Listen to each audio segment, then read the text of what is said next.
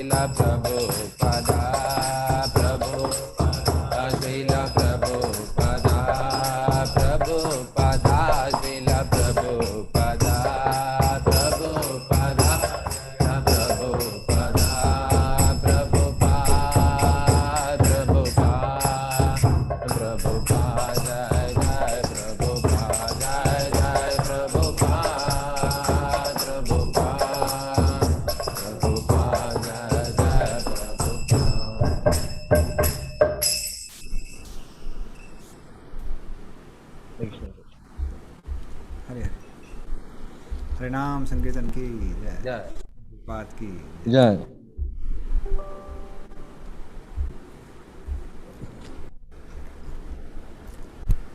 ओम अज्ञानतिमिरन्धस्य ज्ञानाञ्जनशलाकया चक्षुरुन्मिलितं येन तस्मै श्रीगुरुवे नमः। श्रीचैतन्यमनोभीष्टं स्थापितं येन भूतले स्वयं रूपकदा मह्यं ददाति स पदान्तिकं। वन्देऽहं श्रीगुरोः श्रीयुतापद्कमलं श्रीगुरून् वैष्णवांश्च। श्रीरूपं साग्रजातं सहगना रघुनाथं वितं तं सजीवं साद्वैतं सावधूतं परिजनासहितं कृष्णचैतन्यदेवं श्रीराधाकृष्णपादान् सहगना ललिता श्रीविशाखान्वितांश्च। नमः ॐ विष्णुपादाय कृष्णप्रेष्ठाय भूतले श्रीमते भक्तिवेदान्ता स्वामिनिति नाम्ने। नमस्ते सरस्वते देवे गौरवाणी प्रचारिणे निर्विशेषशून्यवादी पाश्चात्यदेशतारिणे। वाञ्छाकल्पतरुभ्यश्च कृपा सिन्धुभ्येव च पतितानां पावनेभ्यो वैष्णवेभ्यो नमो नमः। नमो महावदन्याय कृष्णप्रेमप्रदायते कृष्णाय कृष्णचैतन्य नाम्ने गौरतसे नमः। हे कृष्णा करुणा सिन्धु दीनबन्धु जगत्पते गोपिका गोपिकान्ता राधाकान्ता नमोस्तुते। तप्तकाञ्चन गौराङ्गी श्रीराधे वृन्दावनेश्वरी वृषभानुसुते देवी प्रणमामि हरिप्रिये। नीलाचलनिवासाय नित्याय परमात्मने बलभद्र सुभद्राभ्यां जगन्नाथाय ते नमः। जय श्री कृष्ण चैतन्य प्रभु नित्यानंद श्री अद्वैत गदाधर शिवासादि गौर भक्तवृंद। हरे कृष्णा कृष्णा कृष्णा हरे हरे, हरे Ram Ram Ram Hare Hare. Hare Krishna. So devotees are ready with the presentations? Yes, Prabhuji. Can I go ahead, Prabhuji? Yes, please. Kalyan Prabhu, can you help me? Hare Krishna. Anand Garsudha Prabhu. Please accept my humble obeisances. Hare Krishna. So just one small announcement. So I'm requesting all the devotees to kindly keep your videos on. So or else the devotees will be marked absent. So this is a mandatory rule. Requesting all the devotees to keep your videos on. Hare Krishna Prabhu. So we can continue Prabhu. Thank you. Give me a moment, Prabhuji. I'm sharing my screen.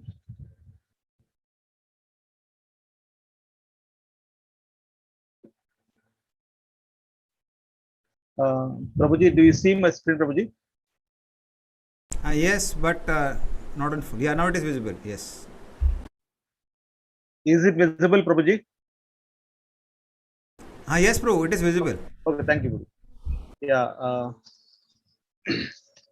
Actually, last week there is a due task to be presented that I'm presenting currently. 19th August task I'm presenting now.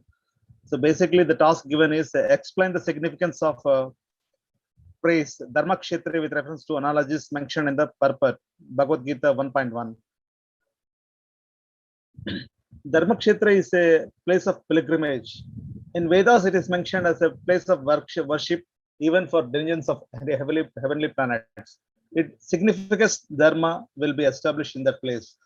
The analogy mentioned in the Shastra, in a paddy field, unnecessary plants are taken out. Similarly, in Kurukshetra religious field, irreligious persons like Duryodhana is killed, and religious person as Yudhishthira is established by father of religion, Supreme Lord Krishna. And the liberal nature of Brahmanas means Brahmanas are broad-minded. Dronacharya, despite knowing the fact that he would be killed by Drashtadyumna, taught military secrets to him. This is the group task 1, Prabhuji. Shall I proceed to the current task, Prabhuji?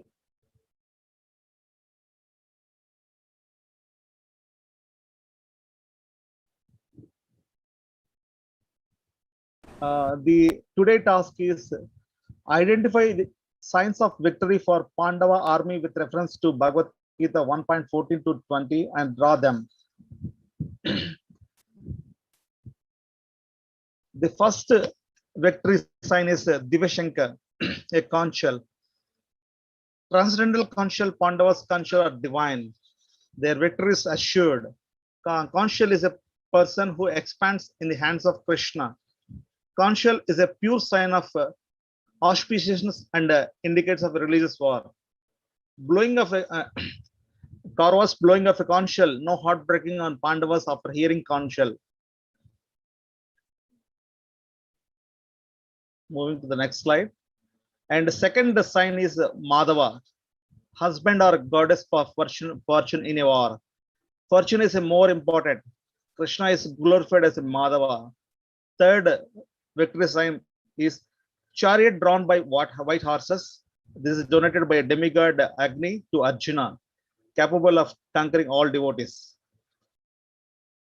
And the last victory sign is a flag. This is a Hanuman present in the flag. Hanuman makes a loud roar residing in the flag. Arjuna get the blessings of Acharya like Hanuman. Both Lord Krishna or Rama and Hanuman were present in the chariot. That's all, Prabhuji. Any suggestion, Guruji? Yeah. Thank you. So we like to thank this group by chanting Hare Krishna, Krishna Krishna, Hare Hare, Hare Ram, Ram Ram, Hare Hare. Yes. Group number 2 is ready? Yes, Prabhu. Hare Krishna. Okay.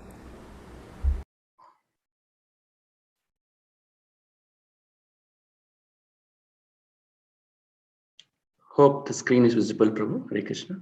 Yeah. It's visible, yes. Yeah. Group number 2, we got to task a couple of areas. One is Arjuna's mood as reflected by his flag bearing Hanuman. So I will take through first. Next is Arjuna ordering Krishna. So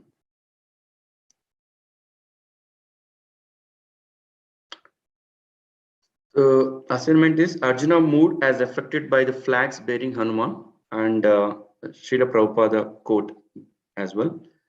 The blowing different conch shells become of areas vibrating both in the sky and earth. It shattered the hearts of the sons of Dhritarashtra.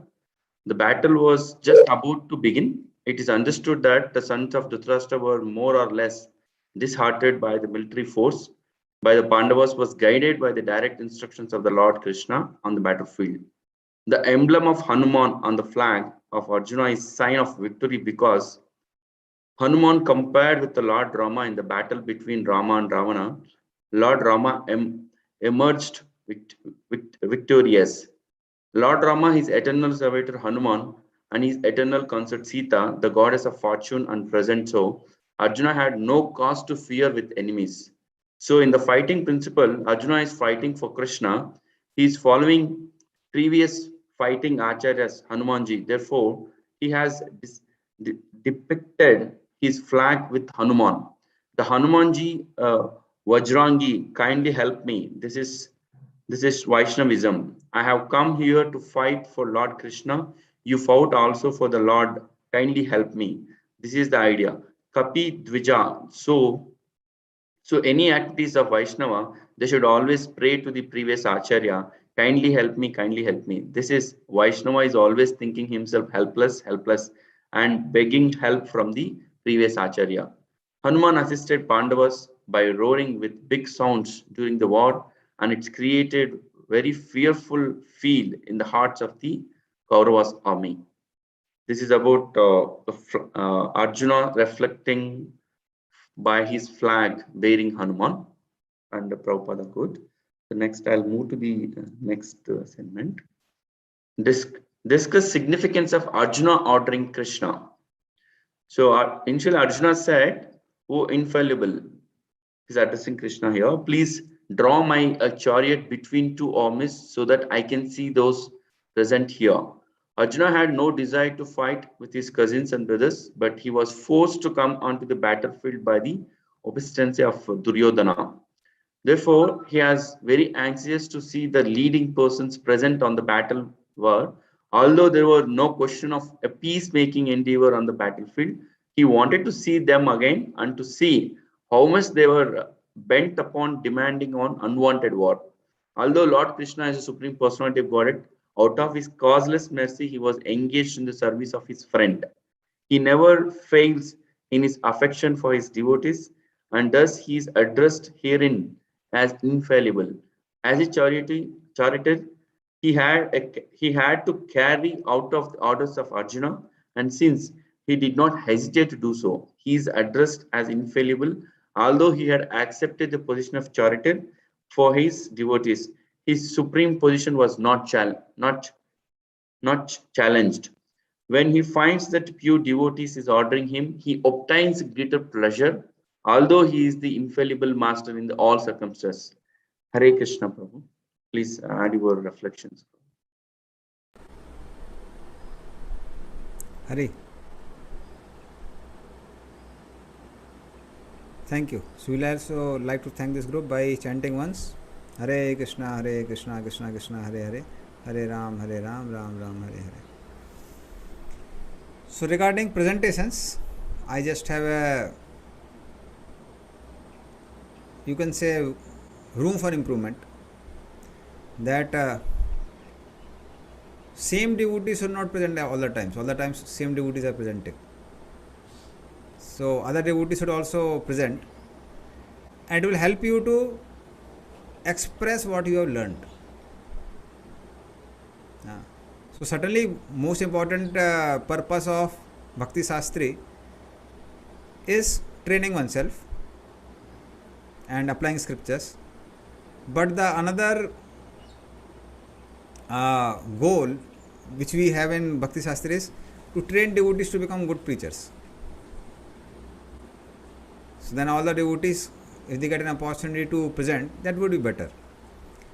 Second thing, when we make slides, we should use minimum words in each point.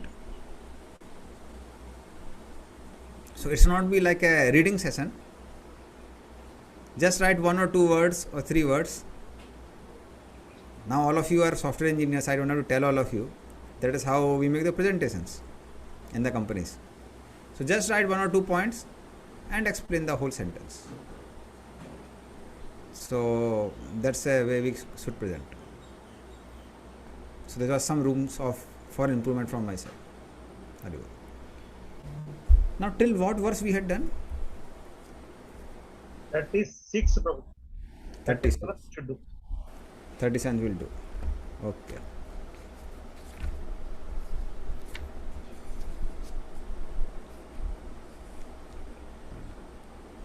Okay. So Krishna speaks text number 36 saying that Arjuna says that according to Dharma Shastras, these relatives should not be killed, although they are atatais, they are the aggressors. And then Krishna says, okay, fine, it seems that you are very intelligent and you know scriptures very nicely, but do you think this Dronachar and Bhishma Devi are fools? They are also knower of the scriptures, they also know Dharma, and when they are bent upon fighting, why are you not fighting?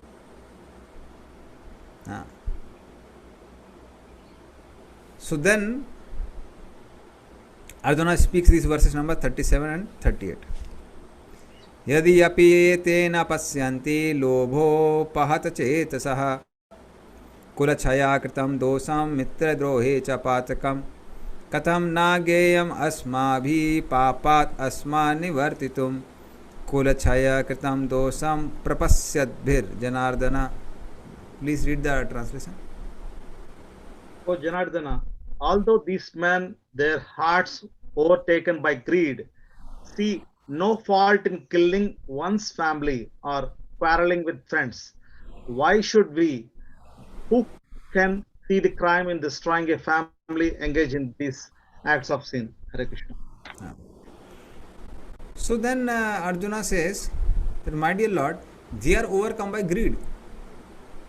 So just because they are getting salary from this Duryodhan or getting post, position and other things from the Duryodhan, they can't see things. They can't see fault in killing, destroying the family or killing the friends. But we are not overcome by greed. Why should we do the same thing what they are doing? So we are not supposed to do the same mistake which they are doing. So similarly, when a person is dependent on others, then many times he is bound to do things which are not supposed to be done. So that's why even when we practice Krishna consciousness, we have to serve with intelligence. Intelligence means one which is given by Guru, Sadhu, Shastra. So we cross check, we understand the right thing, and then we go ahead. Otherwise, over the years, what we have seen is that devotees say, oh, we did whatever you said, and then they blame the authority. So that's why each one of us have to learn to take the responsibility of our own spiritual lives. So whatever service we are doing, the way we are doing, whatever actions we are taking, we have to learn that I am responsible for them. No one else is responsible for them. So we are responsible for our own actions. So Arjuna says that so we are responsible people. We should not do the same thing which they are doing. They are doing because they were serving under Duryodhana, and they don't have courage to speak anything against Duryodhana. So this is regarding, and then he speaks fourth reason for not fighting. That is destruction of the dynasty.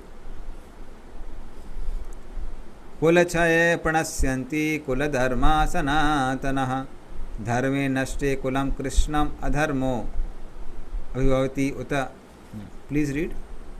The destruction of the dynasty, the eternal family tradition is vanquished, and thus the rest of the family becomes involved in irreligion. So Kula Dharma Sanatana. So there is certain good conduct maintained by the family, and that passes down the generations. So for example, let us say in certain families, they are very true to their promise.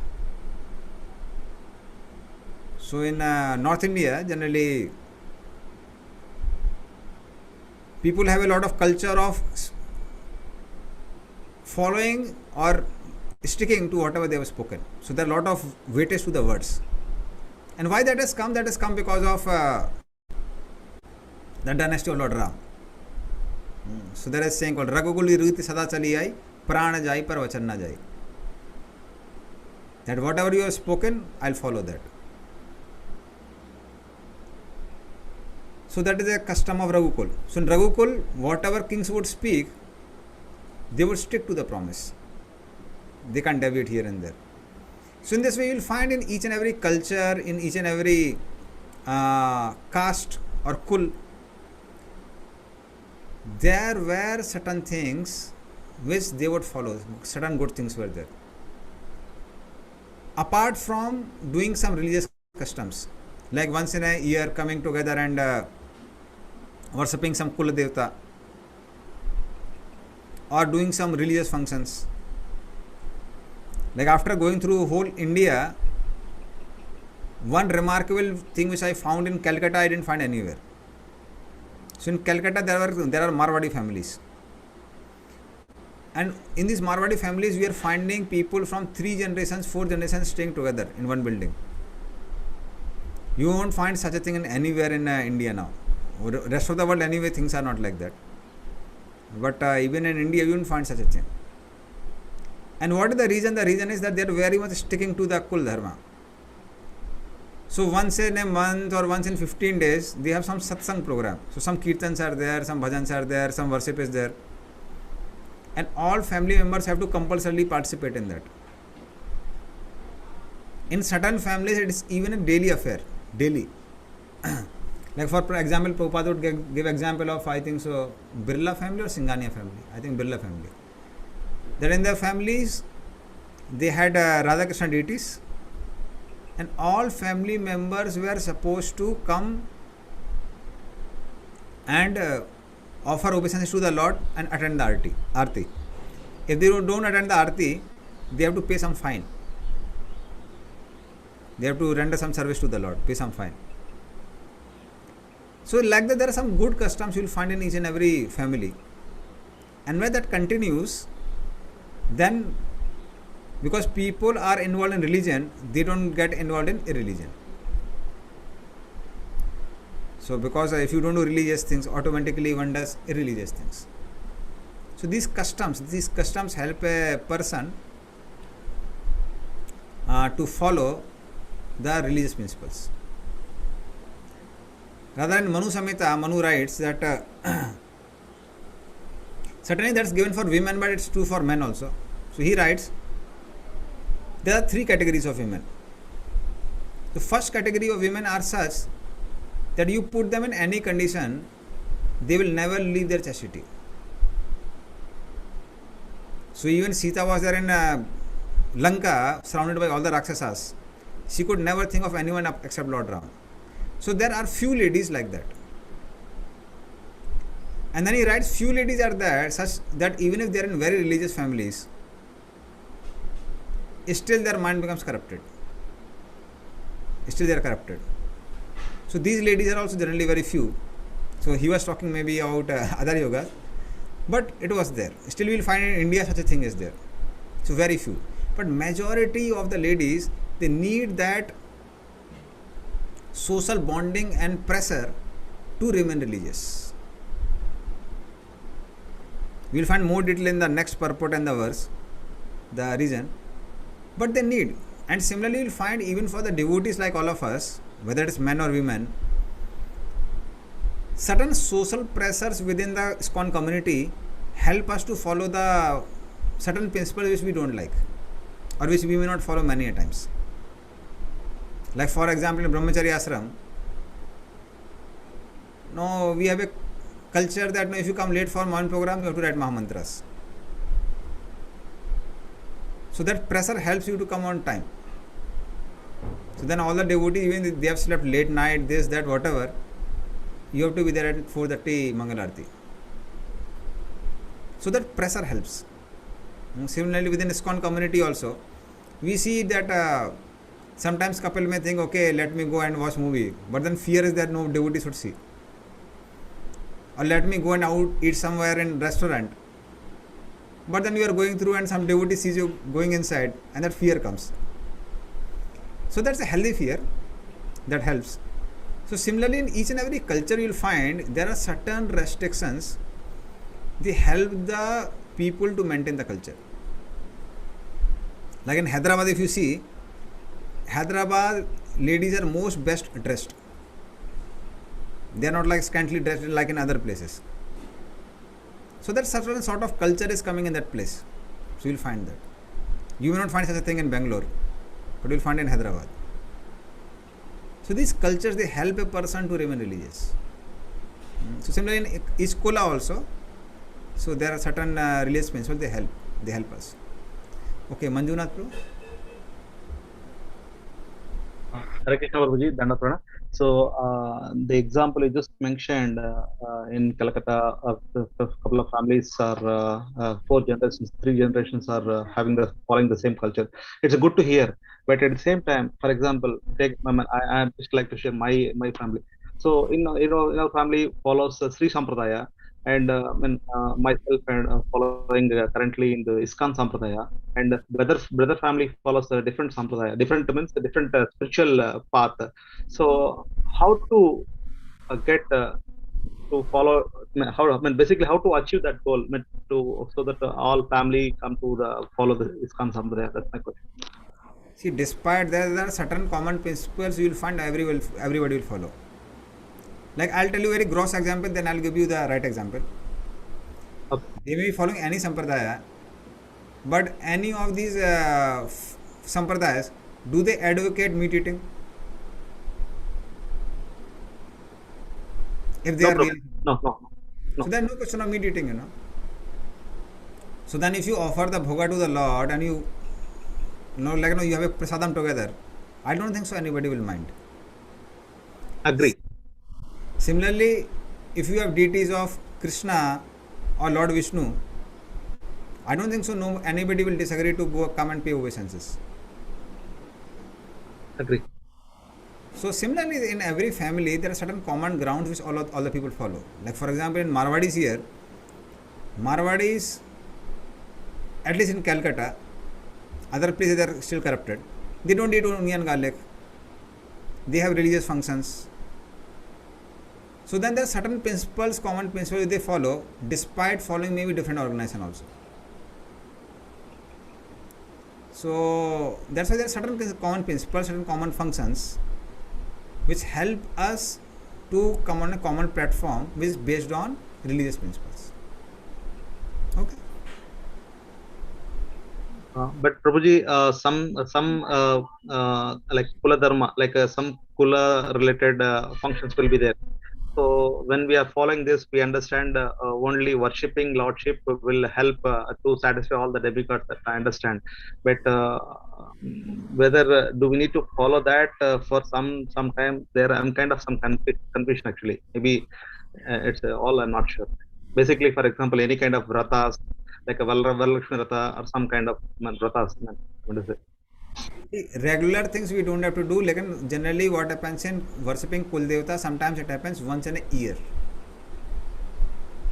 So worshipping some Kul Devata once in a year, there's no flaw if it is binding the whole family. I'll tell some certain benefits of that. So one of the benefits of that is that in case down the generations, I'm talking more about grasthas. So down the generation, let us say if somebody doesn't turn into a devotee, because we cannot say 100% sure that all our family members down the generation will become a devotee. Although we want it, they may not be. So then in that case what happens is, if this Kul Dharma is being followed, then at least they have some opportunity to become religious. If you destroy it now and later on if further generation doesn't become devotee, they'll become thoroughly corrupt. They won't follow anything. So like I'll again give example of Marwadi family. One of the families I know, so in the, you can say third generation from now, like previous, third generation up from the current generation. So then one of the lady was there, she was following some impersonalistic path, not exactly impersonalistic, but they would focus more on austerities. So she would keep Maun Vrat for days together, not speak anything. But despite that, whenever Krishna's function are there, kirtans are there, she would attend. Second generation person, her own son, maybe he met some ISKCON devotee or Gaudiya devotee. Especially towards the later parts of his life, he started chanting 64 rounds every day. A very big company owner. But he did many things in such a way that he started chanting 64 rounds. And while chanting only, he left his body. Third generation, next generation is there. They are like turning up into devotees. I am going and giving classes there. So then slowly they are picking up the rounds, 1 round, 2 round, 3 rounds, but slowly picking up. But despite that, just because they are following certain principles together, like morning and evening, they all come together, whatever may be Aarti and Puja. So because of that, that lineage is, and that bonding is being followed. So this Kul Dharma at least gives an opportunity to people for elevation. So that's why once in a year, it's not to be a regular thing. Not that no, every Thursday I am doing Samvrata or every Monday I am doing Samvrata. That's not required. But just to keep the family together, once in a year somebody can come together. And then you can chant Hare Krishna there. Different other people also, they do their own artis. We can tolerate for some time. It's not that, oh, this is not a ISKCON arti, I can't attend this and that. Not required. Okay. Thank you, Prabhuji. Yeah. So when elderly people of the family, they are killed, so then these traditions are not being followed. Because generally you will find the elderly people of the family are the ones who emphasize on family tradition. They understand the importance. So that's what exactly Arjuna is indicating. So then family tradition is not followed. And then what happens? Adharma bhivavatat Krishna pradusyanti kulastriyaha strisu dushtasu varshaneya jayate varna sankaraha. Please read.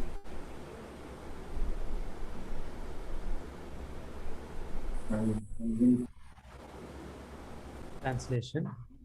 When irreligion is prominent in the family, O Krishna, the women of the family become polluted, and from the degradation of womanhood or descendant of Vishnu comes unwanted progeny.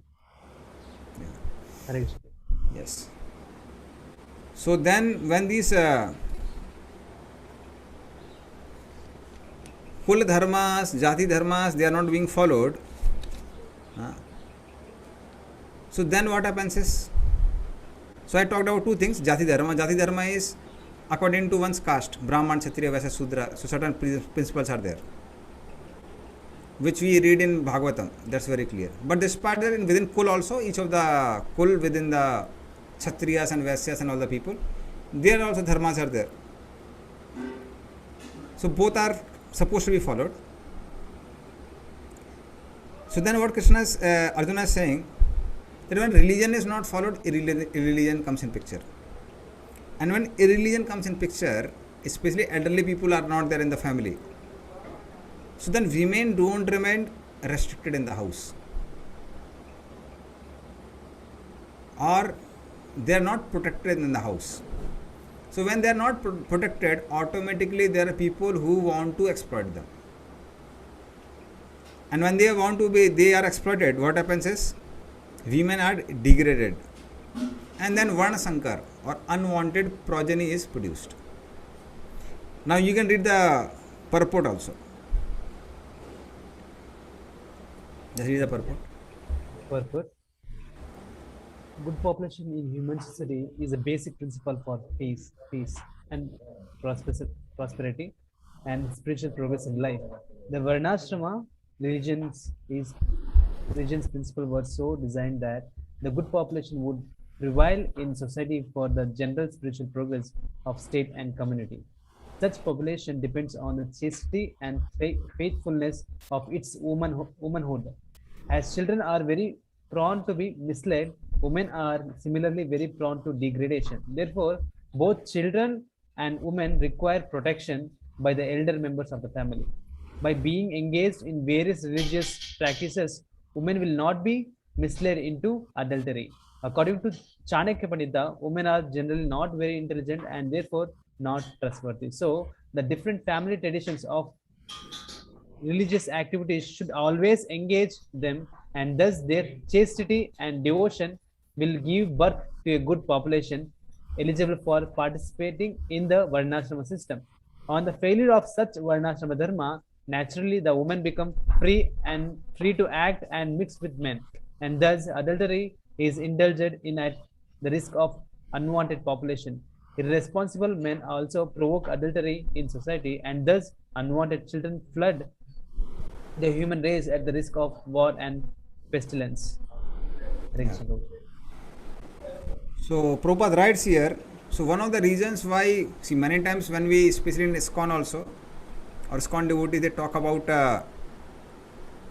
protection of women, restricting the women, many times many people become very angry.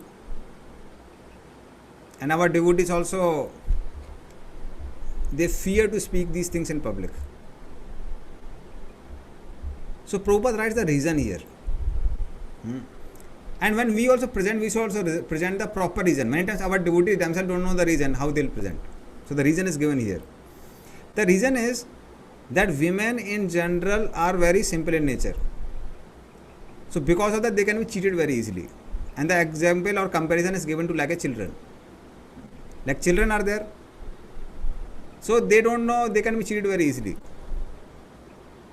Now you give them some chocolate or anything, and then no, easily you can take them here, take them there, exploit them, you can do anything. And that is why we protect the children. That is the reason. Like for example, now one of the great concerns of parents in the West as well as in the metro cities, still it is not so much in the small cities, is child abuse. So children are abused. And while doing youth preaching, I found that many of the youths, they say that they were abused in their childhood by some outside people. So why such a thing is there? Because children have to be protected. If they are not protected, there are always some people who have ill intentions, and they will exploit the children. So they are abused, children are abused. Same thing happens with the women also. So being simple in nature, there are people who are always waiting to exploit the women. So if they are not protected, what happens is they are exploited. All by these wicked-minded people. So one of the incidences, this will make things very, very clear, which happened in the past history of US. So in America, what happened is that at a point of time, the cigarette industry, it was seeing that their sales have come to like a stagnancy. Sales were not increasing. And then they found that whatever they could do to make the men smoke, they were smoking. So they found now it's stagnant, we can't increase the cigarette production or sale of cigarettes. So then the cigarette industry people, they went to this person called Freud. Now his philosophy, Prabhupada smells like anything. So then he told them that I have an idea. So he said, you have not seen one thing, that women are still not smoking, although men are smoking. So you will find even in India also, now that culture is there, that generally women are not expected to drinking and smoking and this and that. So then they thought, how to inspire women to smoke? So this Freud, what he did is, he gave some prostitutes to this person and he gave an idea. So what happened is, like we have National Day Parade, they also have a National Day Parade.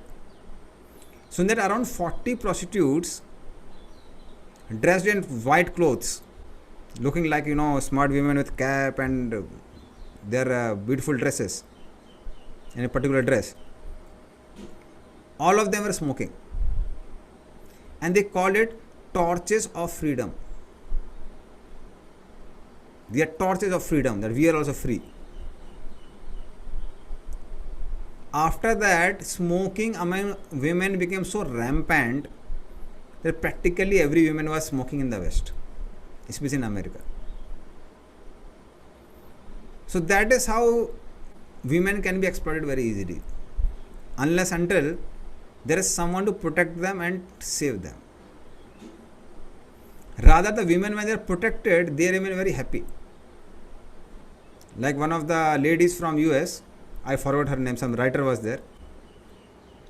She came to find that what all atrocities are happening on Indian women.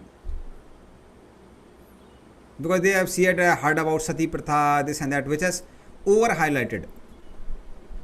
It used to happen, but it was over highlighted by the historians to make Indians feel low about themselves. So rather than similarly, same thing about caste system also. It was not so bad the way it is presented in the history books. Because that will help Indians to feel low about themselves. So that was the whole purpose. So this woman this lady came and she searched in the Indian villages. After that, she wrote a book writing how women in India are 1,000 times more happier than the women in the West. And the reason is they are protected. So that's a male and female psychology. So when women are protected, they can't be exploited. The way children, when they are protected, they can't be exploited. So that's exactly what Prabhupada writes here. Similarly, at many places you will find some places Prabhupada writes that women are less intelligent. Less intelligence means it's spoken about cleverness. They are not like very intelligent to see that who is exploiting them. Otherwise, if we see in the exams also they excel, most of the time they only get good marks. In the companies also many times you will find them working, excelling the men. But what was exactly emphasized there was vulnerability to be exploited. So men, as soon as they are exploited in the companies here, then they immediately understand we are being exploited. But women, many times they are exploited, they don't understand that they are being exploited.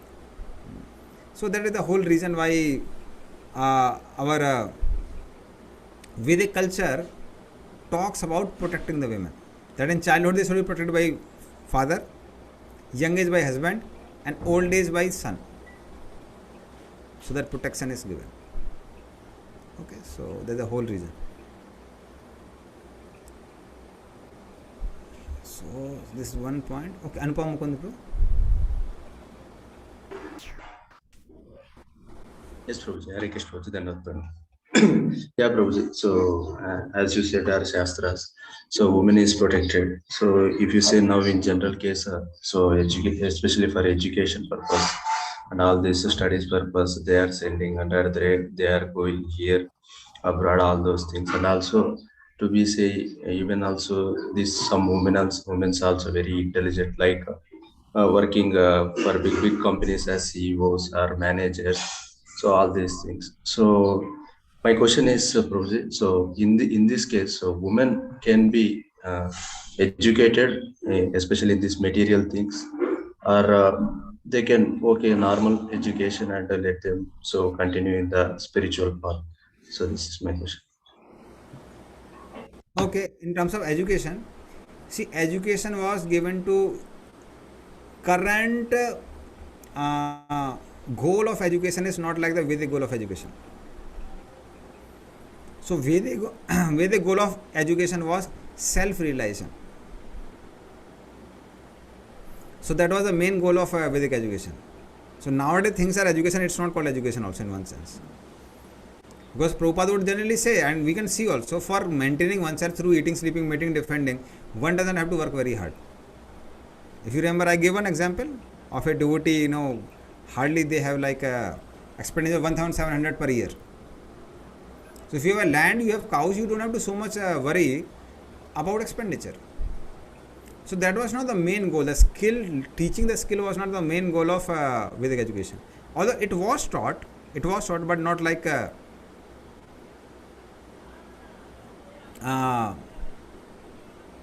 but it was not like the highlight, or it was not the main focus. Main focus was values. So in the Vedic culture, women would learn same thing in home, being protected.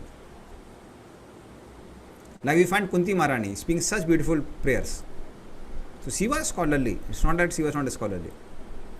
Similarly, you find out the Kalidas, the princess he was married to, she was a great scholar. So scholarship was not, women were not deprived of scholarship, but it was more like a homeschooling. Homeschooling means mother would only teach because mother would be so educated. So it was more like a homeschooling. Like we have a concept of homeschooling now, parents teach the children, kids. So similarly, that sort of homeschooling was given to the women in the Vedic culture. Why they were not sent into the Gurukul? Because as soon as you send them out, there is a chance of exploitation. What to say of women, even children many times, that's why nowadays in hostels. In Vedic Gurukul, what would happen is generally Acharya would give very good culture to the children. But nowadays you'll find in the school hostels also, there is a child abuse is such a normal thing nowadays. And what do say women studying in the like Gurukuls? So that's why Gurukul training was given only to men, not to the women, because chance of exploitation was very great. So education is given. At the same time, when working is concerned, let me be very truthful. So generally working was not so much recommended to the women. Those women who would work outside, and anyways true in Kali Yuga, they were categorized as Sudras. Maid servants. Maid servant means you go and work in someone else's house. So that was not considered very respectable. And anyways, Sudras means those who derive salary. So anyone who derives salary, whether it's a man or woman, comes under category of Sudra only. So if you see Vedic standards, they were pretty high. Unfortunately, even today, for our devotees also to accept that standard sometimes become very difficult. But that was the Vedic standard. So respectable women, they won't work for someone else. How can you be subjugated to some other man apart from your husband and your family members? Where you serve with love, not your oppressors under you. So women had quite a good dignity in the Vedic culture. So they were given a lot of respect. They were protected, and it was quite a dignity. They can't work in some ordinary person's house. I remember once my mother talked about working. So then some relatives were like inspiring my mother, you are educated, you can get a job. So then my father was like, pretty angry. He was saying, go and tell the relatives that her husband is not important. He can maintain me and he can maintain one more wife. So that was a part of culture. Nowadays culture is different, it's changing nowadays. But that's the actual Vedic culture. Okay. So that's why I find we may not be able to follow that standard. At the same time, we should not compromise and dilute the standard. Let standard be standard. And in due course of time, people can come up to the standard. Okay. Thank you very much. Like I personally in youth preaching, another thing I found is devotees who had like mothers were working women. So that I went through many youths. So many people who had their mothers as working women, they had more psychological problems. Because they are not, at least till 5 years, children are supposed to get love. Lalyam Pancha Varsani. So when that love and care is not given, then psychological problems arise. So these are some facts which are like even nowadays people are observing. But they are being overlooked so that economy of the country and the profit making companies, it can increase. So that's the main purpose why such a thing are propagated. Okay, Susakha Arjun too. Hare Krishna Prabhu, from this verse we just understood now, how if a woman become irreligious, the entire society becomes contaminated. That's what we are seeing actually. And actually, if we see by Prabhupada's mercy and we were following from such a background and society is contaminated.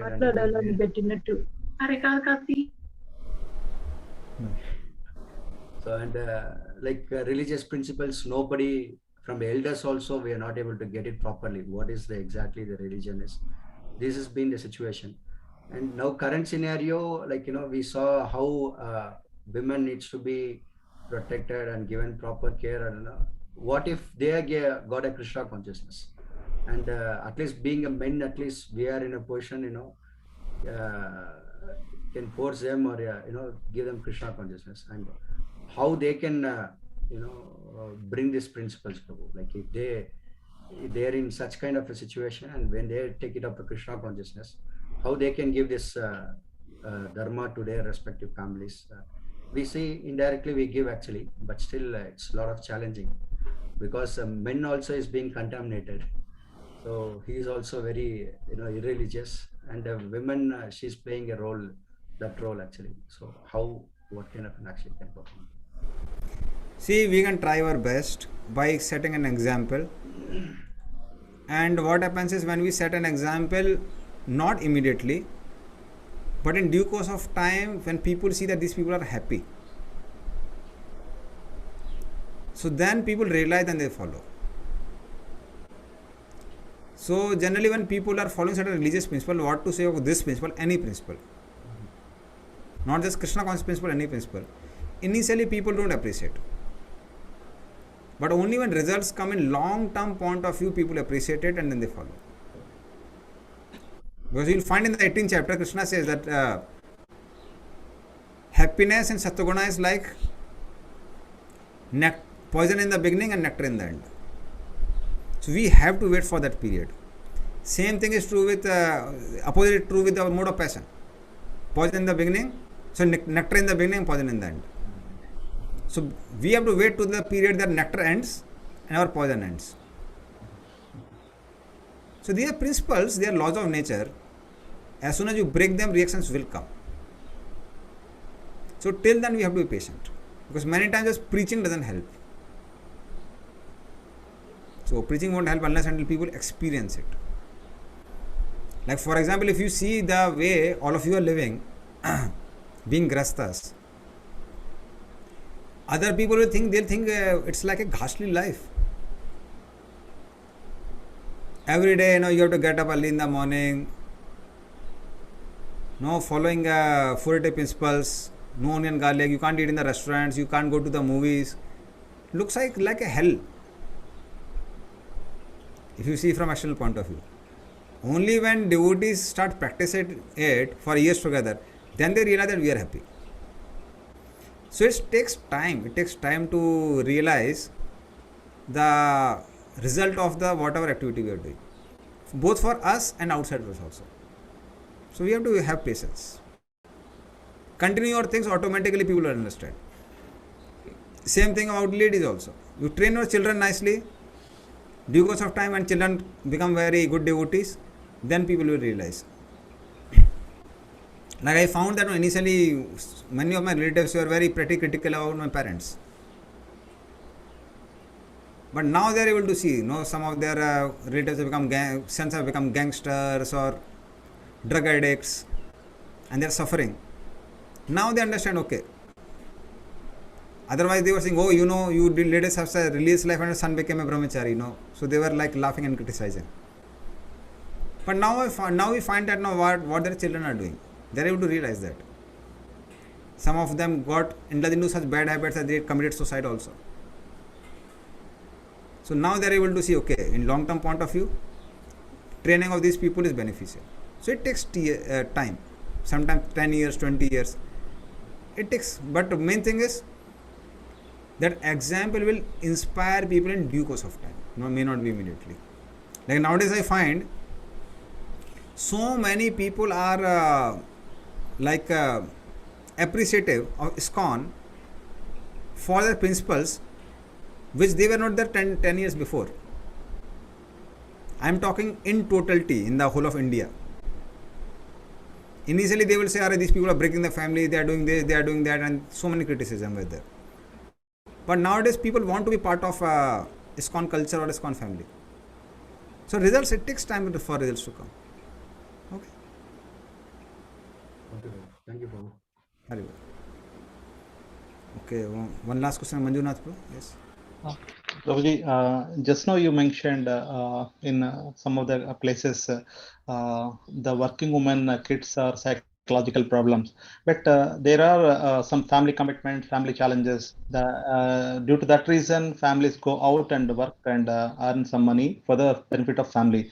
So, is it good or wrong as per Shastra? Working women go and work outside and come. Is it good or bad? See, already I told it, it's not considered good. Let me be truthful. I am Bhakti teacher, I don't fear. So it's not recommended. Now for certain immediate reasons, one has to work. But then one should understand this should not be like this should be emergency. That means as soon as emergency is removed, come back to the principles. So due to certain emergency situation, it may be done. So emergency dharma is emergency dharma. Like for example, during emergency, even during Agyatavas, Draupadi became a maid servant. But not that she remained maid servant afterwards also. So similarly, during emergency time, certain things can be done. But that's not be the regular thing. Yeah, clearly understand, Prabhu, by showing the example of Draupadi. Thank you. Correct. So there are certain questions in chat box. Author, I'll let you know. Actually, this is something I learned from one devotee. So I'll ask him. I'll send him a mail and I'll ask him. Sarvani Kalandi Mate. We can also see men were also not protecting women in this case. Should the women be given higher education? If women practices spiritual life along with mental education, can she pursue both? Current situations, women can pursue education, but at the same time, some sort of protection is always good. Now, for example, especially if, let us say, your daughter wants to pursue engineering or medical, and you are in Bangalore, let her take admission in the engineering college or medical college within Bangalore rather than going outside. So that's preferred than her working outside, because women by nature are seeking some shelter. So if they don't get shelter from the family members, they would seek shelter somewhere outside. So then some other boys would come and exploit them. So that chances are there. So that's why I was saying education is not denied, but education should be given in such a way that protection and shelter is there. So that's the most important point. So I know here we have some devotees who are like really very good agrasthas. So they had their daughters who were doing engineering, but they did in the local college here. And then the Prabhuji would come, leave the daughter, bring her back. So in this way, that protection is there. So main thing is they have to be protected. Or you send her to some place where some of your reliable, very close relatives are staying, who can protect her. So main thing is protection. Protection has to be given. So that's the main point. Okay.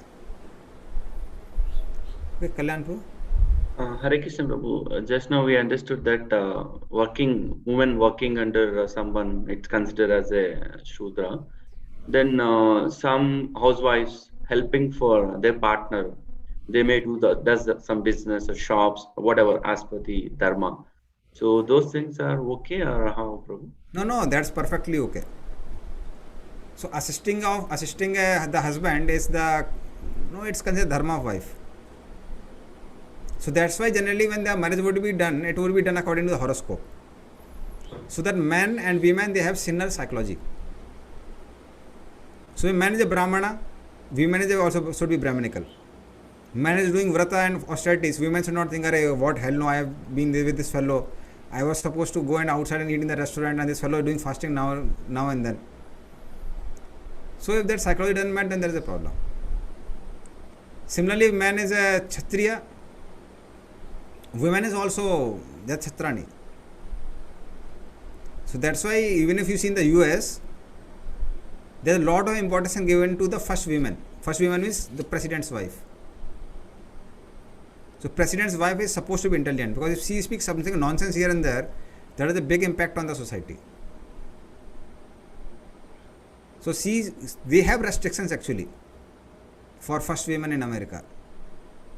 May not be legally, but like from the sort of party and the people, she is being trained that no, you can't do this, you can't do that. Be very careful in speaking in public. So women were given almost the equal status of the men. Same thing with Vaisya also. Man is Vaisya, wife is Vaisya. Man goes out to earn profit. Women also knows that how I can help my husband in making profits. So that's rather recommended. Similar mentality. Okay. Yeah. Now also one more verse from Bhagavatam. This 7:10. 22. कुरु त्वं प्रेत कृत्यानि पितु पूतस्य सर्वशः मद अंग स्पर्शनेनांग लोकान यासति Supraja. So this 7:10:22. Somebody can read the translation. My dear child, your father has already been purified just by the touch of my body at the time of his death. Nonetheless, the duty of son is to perform this Shraddha ritualistic ceremony after his father's death, so that his father may be promoted to a planetary system where he may become a good citizen or devotee. Are you going to read the purport also? Yeah. In this regard, Vishwanatha Chakravarti Thakur says that although Hiranyakashipu was already purified, he had to take birth on a higher planetary system to become a devotee again. Prahlad Maharaj was advised to perform the ritualistic ceremony as a matter of etiquette. For the Supreme Personality of Godhead, under no circumstances wants to stop the regulatory principle, Madhava Muni also instructs Madhukaita Bhau Bhakti Abhava Dirau Bhagavato Mritau Tama Eva Kramat Aptau Bhaktya Chet Yo Harim Yayu. When the demons Madhu and Kaitaba were killed by the supreme personality of the Godhead, their kinsmen also observed the ritualistic ceremonies so that these demons could return home back to Godhead.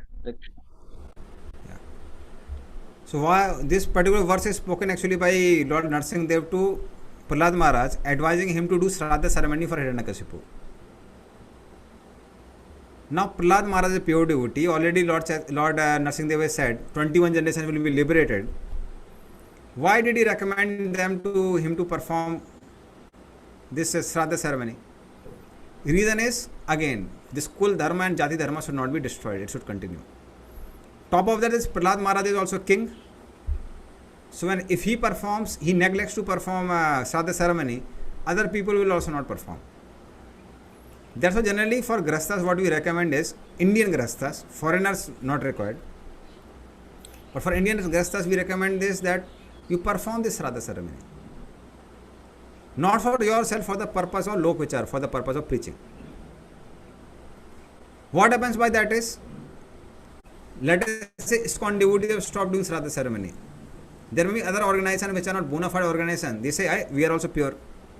We will also not follow Shraddha ceremony. Our people also know they get liberated.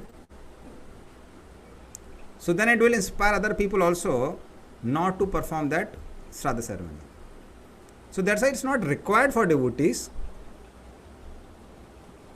Like once in a year doing some Kul Devata Puja or Shraddha ceremonies. But one should do it for the purpose of preaching. Especially Indians. That's why Prabhupada also will find many times Prabhupada would give different instructions.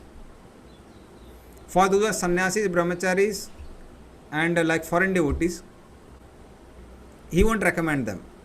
Not required. But for the Indians, they can do.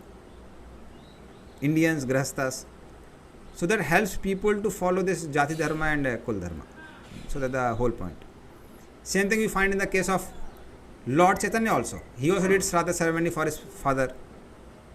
Just for Lok Vichar. Otherwise his parents are, he is Supreme Personality of Godhead. He doesn't have to do Shraddha ceremony. So it's not required for devotee. It's not required. But one can do it just for educating others or to set the proper example. So that is the only thing. Okay, Paramanand Prabhu. Prabhuji, actually, what is the real purpose of Shraddha ceremony? My doubt is actually when a person dies now, so you will take his life in next birth in some other living entity. So, but I have seen that years together they will do every year that Shraddha ceremony. So, what is the thing behind in this doing Shraddha ceremony every year? Generally, a person after dying, he will take another birth. So then what is the need to do every year? Okay. So there are one very appealing purpose, one not very appealing purpose. So one very appealing purpose is that in case they have got the body of a ghost, or because of their sinful reactions or whatever reason, at least now they will begin to get judgment under Yamraj, or they are in very hellish conditions because they are getting Vishnu Prasadama Lord Vishnu, which happens actually more in Gaya. Gaya is the place where Gayasur was like embedded in a rock by Lord Vishnu. So they get Vishnu Prasad, so they get delivered. So this is the main purpose. Second purpose, which is not very appealing, is that they get the enjoyment of waiting room. So what is that enjoyment of waiting room? I'll explain. Yamraj's capital is called Sanyami. And near that is that Pitraloka. Both of them are below the hells. Below that place. Below the planetary systems. 14 planetary systems. That place is there. Not below the hells, but below the 14 planetary systems. So there, there is place called Pitraloka, which is more like a waiting room before you get a judgment from Yamraj.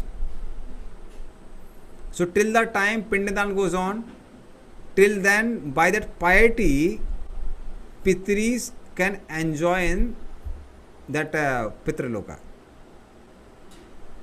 So when they get their share of enjoyment, they shower blessings in return to the whole Kula. So that's more like a karma kanda. You help them do their sense gratification, they'll help you do your sense gratification. So, but that is not like very appealing to the devotees. But one thing which is very appealing to the devotees is in case they have got a lower bodies or they are in the hellish condition of life, by getting Vishnu Prasad they can be satisfied. That's why the Vaishnava way of doing Shraddha is that devotees sponsor feast, and especially the person who had departed, they put a photograph of that person, and then this food, nobody touches it. It's like one Mahaprasad plate is given to him. So then that is given to the crows. And there is certain thing like certain medium is there for the crows to give that piety to the ancestor or something like that. I have a certain set of documents which I'll send to all of you. There is one devotee who has a lot of research on this Shraddha ceremony. So I didn't went through the whole thing. So he went and he wrote a lot of documents. So I'll try to find it. And if I get it, then I'll forward to all of you. Okay. Thank you. One more question, a little bit. So generally, we heard that Pitraloka and Yamaloka, they are above the Puloka, and hellish planets are there below the Patala. Is it correct, Prabhu? Below the 14 planetary system is Pitraloka and Yamloka, Sanyami. Below And is there, below 14 planetary system. Yes, yes. Not above the Bhuloka. Bhuvarloka, what Bhuvarloka then? Bhuvarloka, Yakshas and Rakshasas stay there. Yakshas are assistant of Kuvera, and Rakshasas are generally considered man-eaters. Okay. So they stay there. That means Pitraloka and Yamaloka, they are both are there below the 14 planet systems. Yes, yes. There only hellish plants are, so the 84 lakh varieties of hellish plants.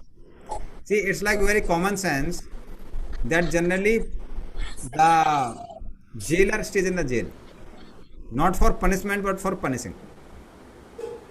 So similarly, Yamraj is the punisher, and he has Yamdutas with him, who are like constables who beat the prisoners.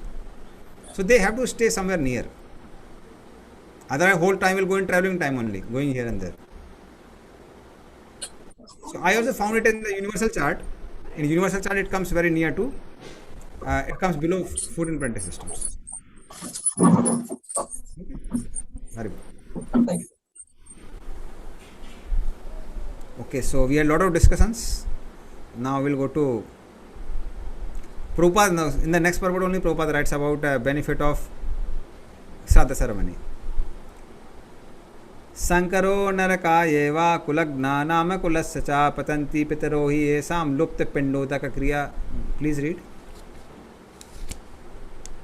The increase of unwanted pollution, unwanted population certainly causes hellish life, both for the family and for those who destroy the family tradition. The ancestors of such corrupt families fall down because the performances for offering them food and water are entirely stopped. Yeah. So when these one Sankaras who are like unwanted population or children born from illicit sex, because they are not religious, so here comes the importance of Garbhadhan Sanskar. So if Garbhadhan Sanskar is not followed, so what happened during how children, when children are produced, whatever is the consciousness of the man, accordingly one gets the child during the union. So Bhakti Madhur Govind Maharaj, who recently passed away, so when he came to our temple, he read some scientific paper also. So this scientific paper says that when are the children born with psychological problems, or sometimes they are born mad. So that is the time when man's consciousness is very low. Either he is very half asleep or he is drunk. So then that is the time when these children, when they are conceived, then children are born mentally handicapped. So you are telling that this proves the importance of Garbhadan Sanskar, that you beget children with proper consciousness. So because these children born from illicit sex, so then what happens is, because man is very lusty, women are lusty, they don't want to follow any religious principles. Same mentality goes in the child also. He doesn't want to follow religious principles. So when then such children are born, they don't perform Kul Dharma, Jati Dharma. When they don't perform Kul Dharma, Jati Dharma, then this Shraddha ceremonies and all these things, they stop. When they stop, in Pitris, they suffer like anything in the their Pitri Loka, or they don't get released from the ghostly body. Somebody can read the purport also?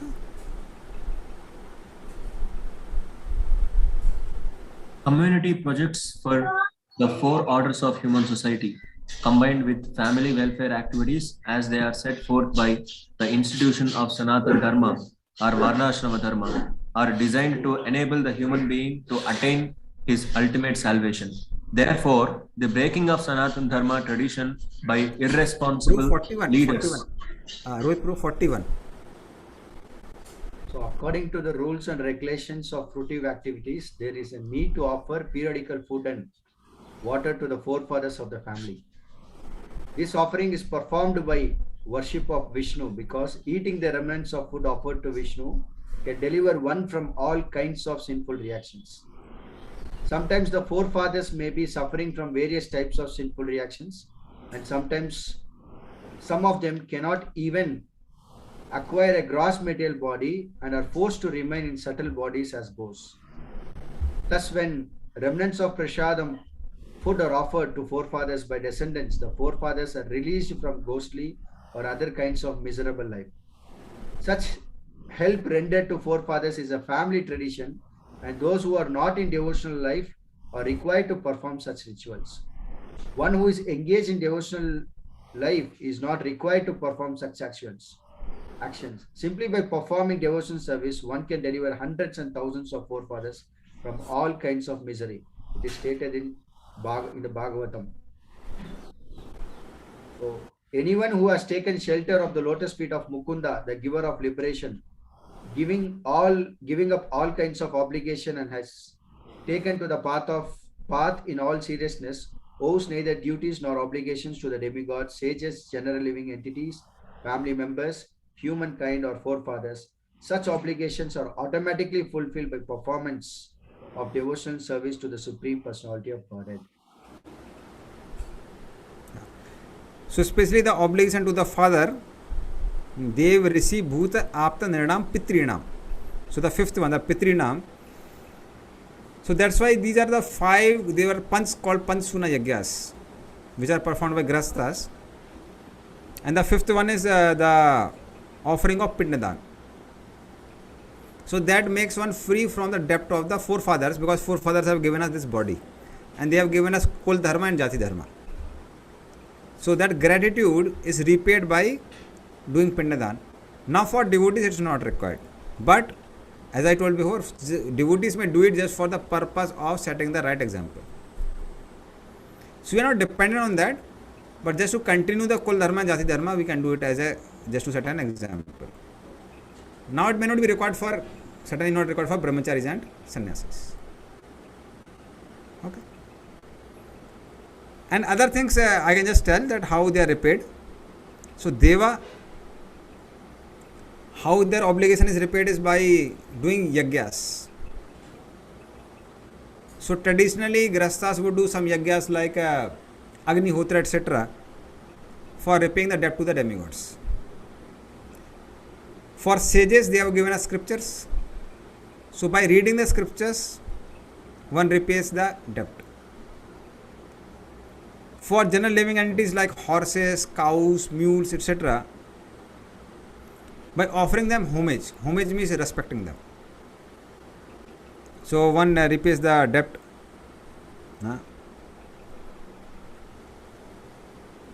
So that's about Deva Bhuta Apta. Apta means relatives. Relatives by relatives and other people by guest reception. So when you receive the do nice guest reception, so then that time this debt is repaid, it's paid. And for forefathers by performing Pindada. So that is how it is. So that's traditionally it is done, but for devotees, if they are practicing Krishna consciousness, they do other things just to set an example. It's not required separately. Kaloga anyway, yaggas don't work, we do Harinam Sankirtan. Okay, Pradeep. Prabhu, Mataji has one doubt. See, as you said, devotees no need to perform all this ritual, but some are still there, just initial stage of the devotees, or some are still not yet purified the level of sincere devotees, right? So how about those devotees, Prabhu?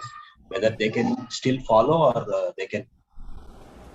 See, I recommended for Grasthas to follow, not for themselves. See, both things are wrong. Both things are wrong means if you are not performing, you are not setting proper example. So do it for going the proper example. At the same time, don't do thinking, if I don't do, I'll incur sin. It's not required. So why are we doing it? We are doing it so that further generations can do it and it sets a proper example for people. That's the only reason. Because our kids or grandsons, they may not become devotees. So then they have at least one chance for purification through performing these ceremonies. That's why doing it. Now as far as devotees are concerned, so there is a verse in Bhagavatam which says Tavat Karvani Kurvita Na Nirvidyati Yavata Mat Katha Sravanadua Shraddha Yavan Jayate. Till one gets full faith that just by chanting Hare Krishna, I will perform all religious ceremonies. Till then one should keep on performing religious ceremonies. So that's what Krishna speaks to Uddhava. So if you have faith, just by chanting Hare Krishna, everything can be solved, it can be solved. If you don't have faith, continue doing religious ceremony. So it depends on one's level of faith. But we recommend, so that's why devotees should do it not thinking that if I don't perform Shraddha ceremony, something will happen. They should do it for the purpose of setting example. Okay. Anupam Mukund. Prabhuji, yes, Prabhuji. Prabhuji, here Prabhupada is especially mentioning one line. Simply by performing devotional service, one can deliver hundreds and thousands of forefathers from all kinds of misery. Means, can you explain and elaborate, Prabhu? Means it is like all devotees, or there is level Kanishta, Madhyama, or Uttama? How can we have to understand? Bhakti Siddhanta Saraswati, he has given certain count. So, but I have to see the count. Just a minute. If I find the quote, you have to wait for some time. So then I'll send in your WhatsApp group.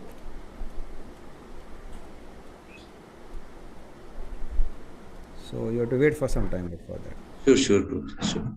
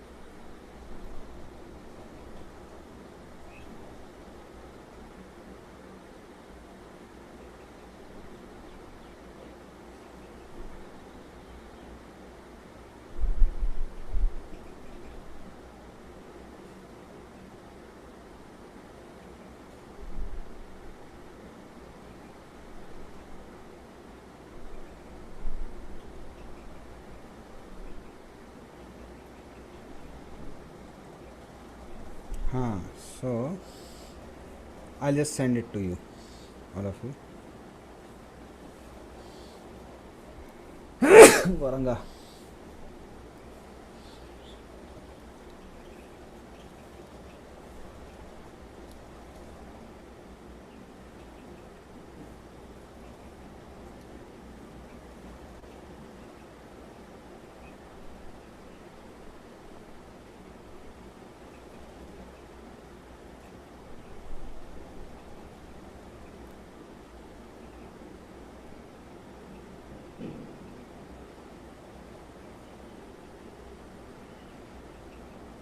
So just see in your WhatsApp group, you'll get information there.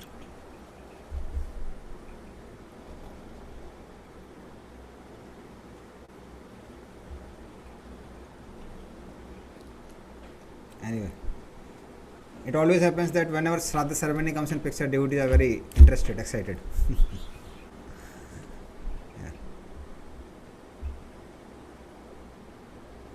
Yes, Prabhuji, it came, Prabhuji. Thank you. Came, no? Nowadays, there are no qualified Brahmanas to perform Vedic Shraddha ceremonies. In this case, how can we perform Shraddha ceremonies? See, even our devotees are trained in Shraddha ceremonies. And if you don't have devotees who are trained in Shraddha ceremonies, send some of your pujaris to Mayapur. Jannamas Prabhu will teach them. So, our devotees are there. Like we have our pujaris in temple. They can do pindadan, this, that, expert in everything. So those who are initiated Brahmanas, they should learn all these things. Those who are twice initiated devotees. So go and get trained by from Janavas. Okay.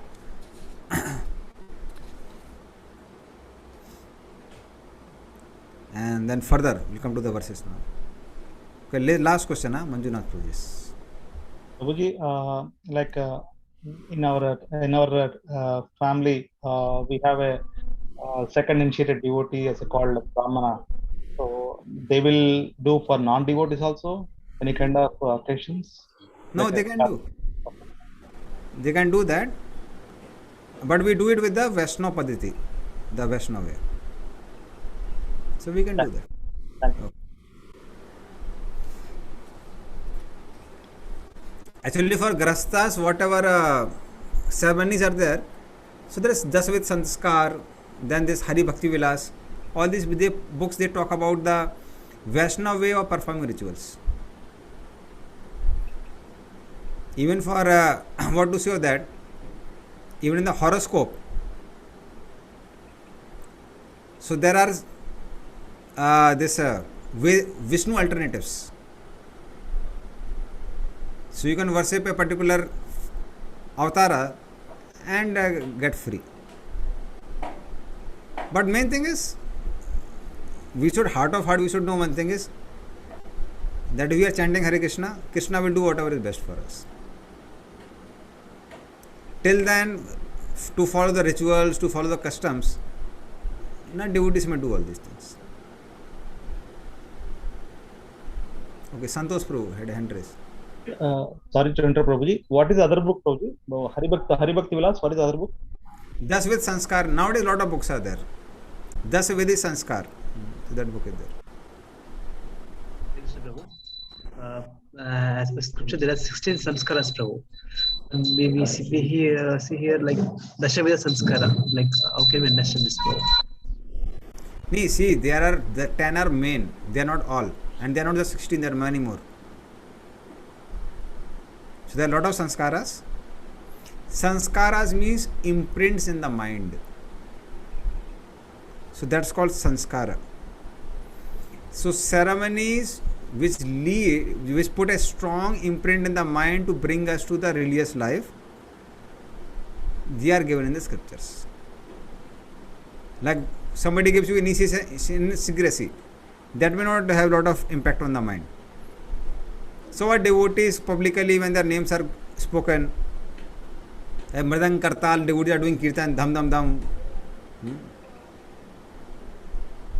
Like Anupam Mukund Das. I'm very happy to give you name Anupam Mukund Das. Anupam Mukund Das ki jai, and dham dham dham, lot of sound is there. then we remember, okay, I had initiation. So these are called samskara. They have strong imprint on the mind. So that's the main thing. So they're not just 16, they're much more. And they are given. So if you've seen that book, there is one book released by our Bhakti Vidyapur Maharaj Gurukul in Mayapur. So they have lot of details of the whole ceremony. And there is quite a good training. Training is there. If you go to Mayapur, they are being trained to how to do samskaras. And South Indians really like sanskaras, rituals and sanskaras. So devotees who are interested, that they can go and get trained there. So get twice initiated, go get training, and then you can do the welfare activity for the rest of the devotees in your community.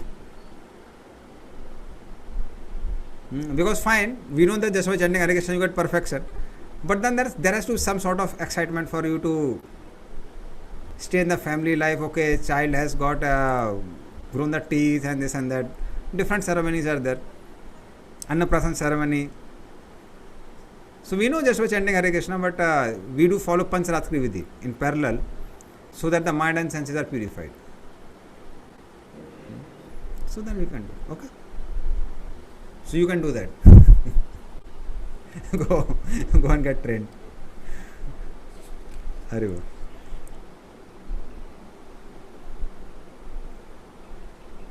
Okay, so 42 we have done, na?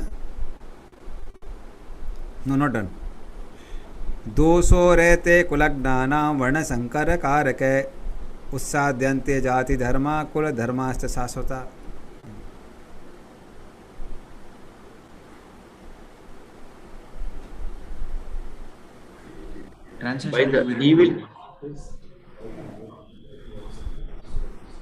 By the evil deeds of those who destroy the family tradition and thus give rise to unwanted children, all kinds of community projects and family welfare activities are devastated. Yeah. So then those who destroy this. So you're unmute. Your voice is not. My voice is not coming? We can hear, Prabhu. We can hear. Yeah, Prabhu. Okay. So Kul Dharma and Jati Dharma, those who destroy, so then such people have to go to hell. So Prabhupada writes there, breaking of the Sanatana Dharma tradition by irresponsible leader of society brings about chaos in the society, and consequently people forget the aim of life, Vishnu. Such leaders are called blind, and persons who follow such leaders are sure to be led into chaos. So that's why this leaders or elderly people in the family, they should try to establish these principles rather than destroying them. So that's the whole point. So the destruction of the family is also fear of Arjuna. The next verse.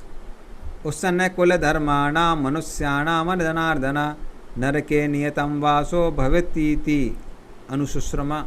Please read.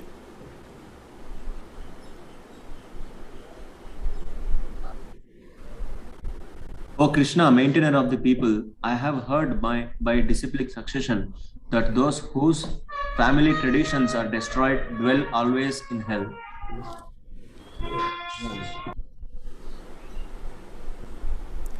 So then he says, so such people have to go to hell. Whole family goes to hell, and such people also have to go to hell. And Prabhupada has one remarkable point from the Arjuna's words, that Arjuna is speaking based on authorities, not himself. You know, oh Krishna, I feel it like that, I think it like that. Nowadays, because people are not educated in scriptures, they talk like that. Arey Swami, you may be speaking like this, but I feel like that. What hell, who cares for what you feel? So that's why mental understanding or mental concoctions don't work. It has to be based on scriptures. And then further Arjuna laments by saying, Aho bat mahat papam kartum vyavasita vayam yad rajya sukha lobhena hantum swajanam udyata. Please read.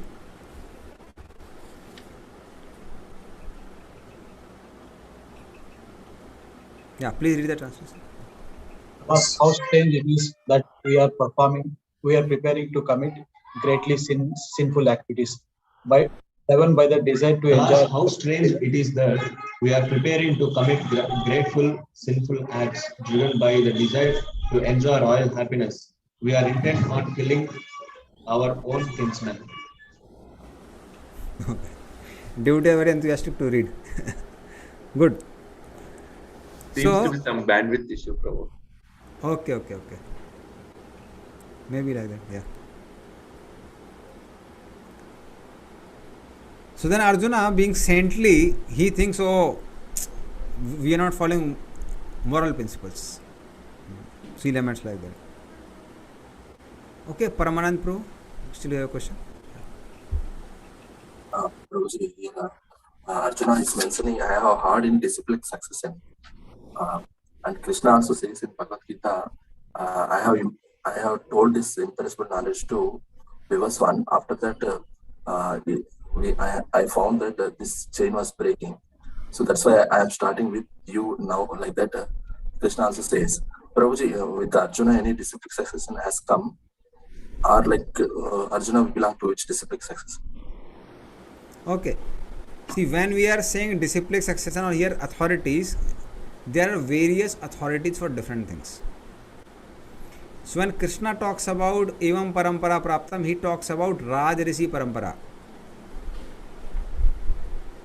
So Rajrishi Parampara is the Parampara of saintly kings. Because they were supposed to rule over whole Jambudvip. Now you may understand Jambudvip is like a big place, not just earth itself. So that is why, unless until they were extremely learned in spiritual science, they were not eligible for becoming emperors. So that knowledge of Bhagavad Gita was lost, and Krishna wanted to reestablish it by giving that knowledge to Arjuna. But when Arjuna is talking about here authorities, he is talking about Guru, Sadhu, Shastras, which may be even Karmakandi Brahmanas, who are very much learned in the scriptures. So for them also there were Gurukuls, and there was sort of Parampara system. Our knowledge is more of the knowledge of Vaishnava Siddhanta.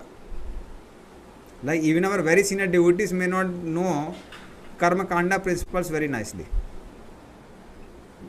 But that is not supposed to be expected from a Vaishnava Parampara. So our Parampara is a Vaishnava Parampara.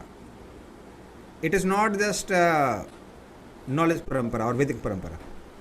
So Vedic Parampara are different Paramparas. Our is a Vaishnava Parampara. Okay? Yes, bro. Actually, Vaishnava Parampara, there are 4 sampradayas. Yes. And there are many other paramparas also, apart from our 4. Apart from that, there may be other parampara which may be talking about Karma Kanda. Some other parampara, certain skills may also be coming down. Like if you talk about Dronacharya, he was a martial art teacher. Yes. So he was not like a Vedic teacher for Arjuna.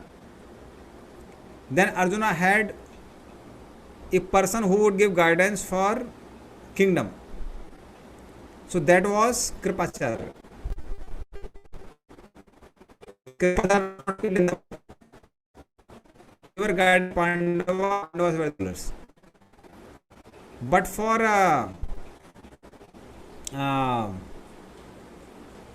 as far as Vaishnava Parampara is concerned, I just forgot the name of the sage. He comes in Kumar Parampara, Kumar Sampradaya. Nimbarkacharya, bro. So he was guiding. Huh?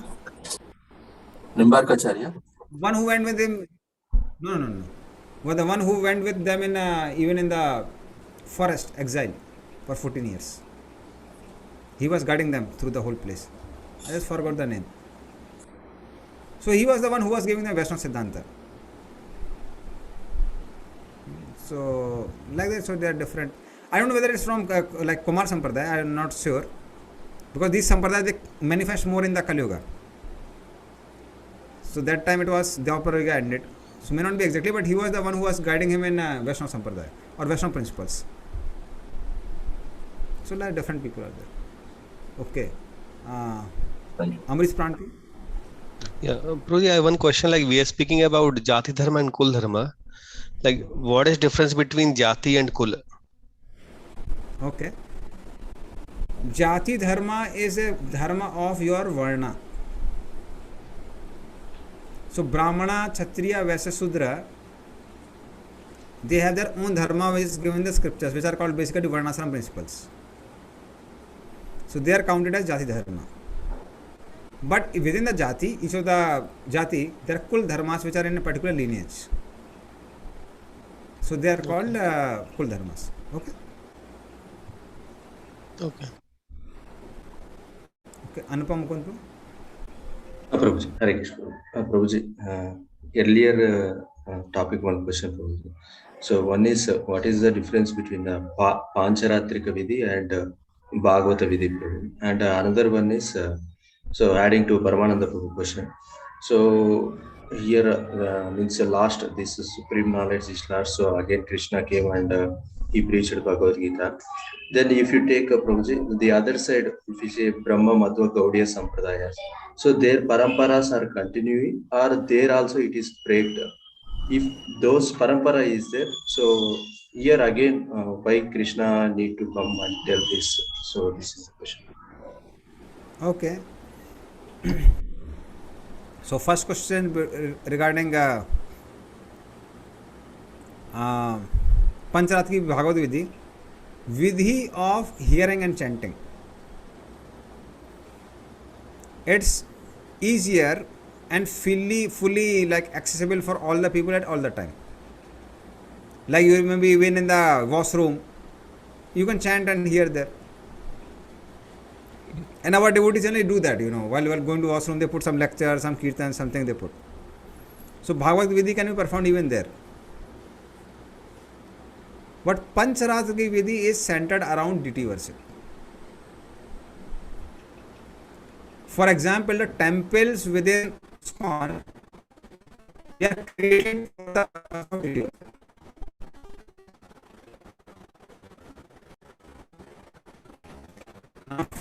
So when Prabhuji, voice is breaking, Prabhu. okay, I just signal.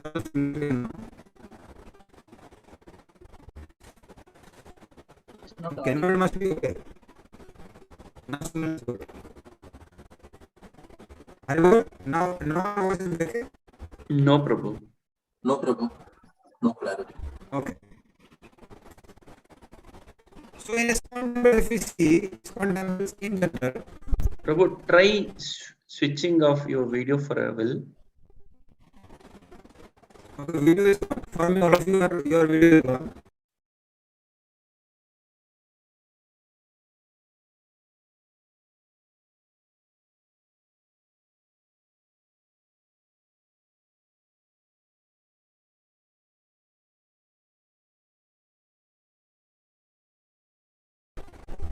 Okay, Hari. Now my video is visible to all the people, all the devotees. No, still also not clear, Prabhu. Okay, so I think my this one quota is over. I'll try with other two signals. So just wait.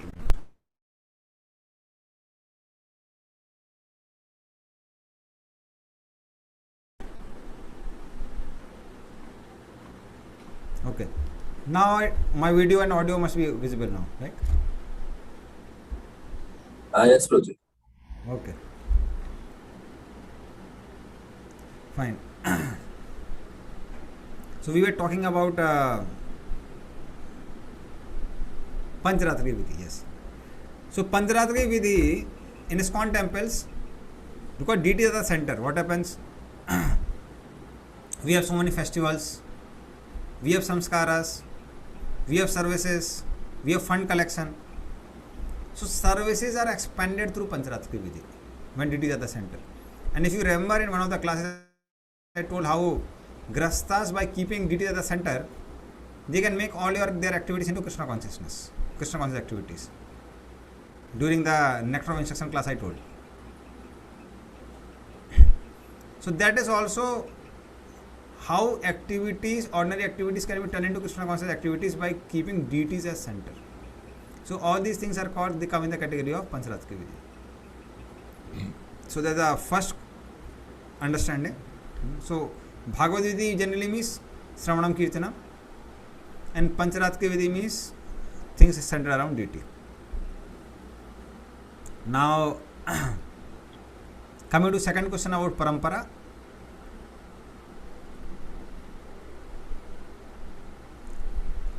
Can you repeat question? I just forgot because of the signal problem. Yes, Prabhuji. My question is, Prabhuji, here the knowledge, supreme knowledge is lost. So that's why Krishna came and again. Okay, I understood. Yes. Yeah. Yes. So knowledge, when knowledge is concerned, these are bona fide sampradayas. So Rajarshi parampara also is a bona fide parampara which is coming down Manu Maharaj. So Vaivasvat Manu, he got it, and then he gave to Ikshvaku, from which comes the solar dynasty. So that is how this knowledge was coming from kings to kings, down the whole tradition. But because Krishna has taken the responsibility of these paramparas, as soon as the knowledge diluted, he himself comes or he sends his pure devotees. Same thing is true with our sampradaya also. As soon as there is a disruption in sampradaya, there is knowledge which is not being passed to the future generations, Krishna takes guarantee to rectify it. That's why we call them as bona fide sampradaya.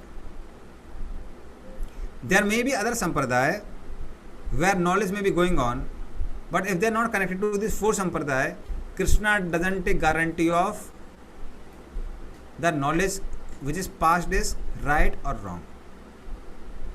For example, in any country like in India, there are certain colleges which are certified by the government, certain are not certified by the government. Now those who are not certified by the government, there you may have your own certificates, but government will not give you any reliefs in the terms of money. Government will not worry about the standards of education. Government will not worry about whether jobs are going on or not. And you can't show the certificate and sit for any government exam saying I am BTech and MTech. It's not bona fide, not accepted. So it is something like that. So for our sampradaya, our parampara, any problem, Lord is there. Okay. Now we'll go. Yes, Prabhuji, thank you. Prabhu, a little clarification is required. Okay. This means this Brahma Mata Gaudiya Sampradaya. So here there is no broken knowledge. So it came continuously only. Only the knowledge is broken in Rajarshi, means this king's dynasty.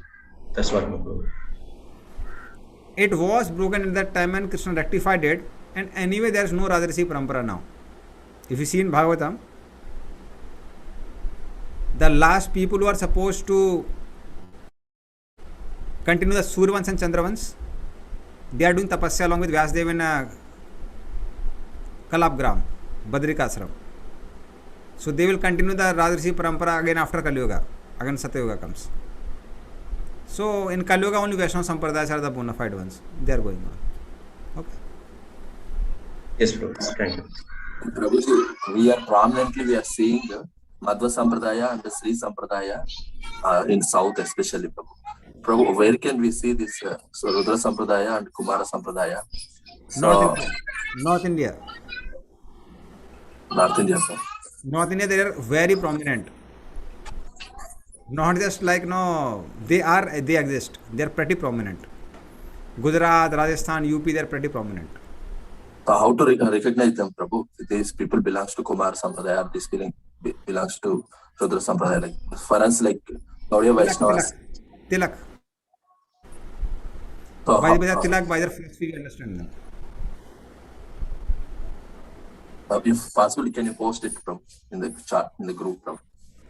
So, how they will appear in their mantra, so that we can we can identify them.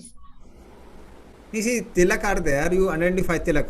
Kumar Sampradaya tilak is like this, and then there are a dot in between.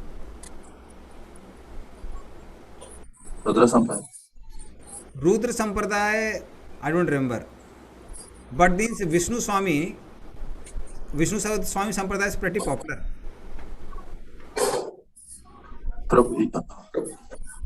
Vishnu Swami, this Bilwa Mangal Thakur, he also comes in Vishnu Swami Sampradaya. And he also comes this. Swami Narayan. Huh? Swami Narayan. No. Swami Narayan is offshoot of Sri Sampradaya. But he is there, na Mahaprabhu Baitak. He comes in Chaitanya Charitamrita. Vallabhacharya. Yes. So Tukaram Maharaj, so we Pandharpur Andal, which Sampradaya Prabhu? Tukaram Maharaj, I think it's written somewhere in Chaitanya Charitamrita. Yes. So Prabhupada writes that Lord Chaitanya himself came and initiated him. Their tilak is different, Prabhu. Not literally, because they are not in the same era, but in his spiritual body. Their tilak is also like what you said, different, Prabhu. Compared to us. So when Tukaram Maharaj is said, Tukaram Maharaj was not like formally initiated in our Brahmavada Gaudiya Sampradaya, but spiritually Mahaprabhu initiated him. That's why the tilak is different, it's not same. Like even Shyamanandis, they are Gaudiya Vaishnava, they have a different tilak. Shyamananda Sampradaya is pretty much in our Gaudiya Vaishnava Sampradaya only, but they have different tilak is there. But main thing is philosophy. Yes. So Lord sent people to different places for propagating these Vaishnava dharmas. Okay. It's a different topic. We will not go too much in detail. There are a lot of cultural differences. Yes, when time permits next time. Okay. So what we'll do, we'll take 2 more verses, then we'll take questions. Because we have to complete the chapter today. And then Arjuna says, Yadi mam aprati. Okay. We have done 44, right? Now 45. Yadi mam apratikaram asastram sastra panaya dhatrashtrashtra rane hanyus tanme che mataram bhavet. Please read.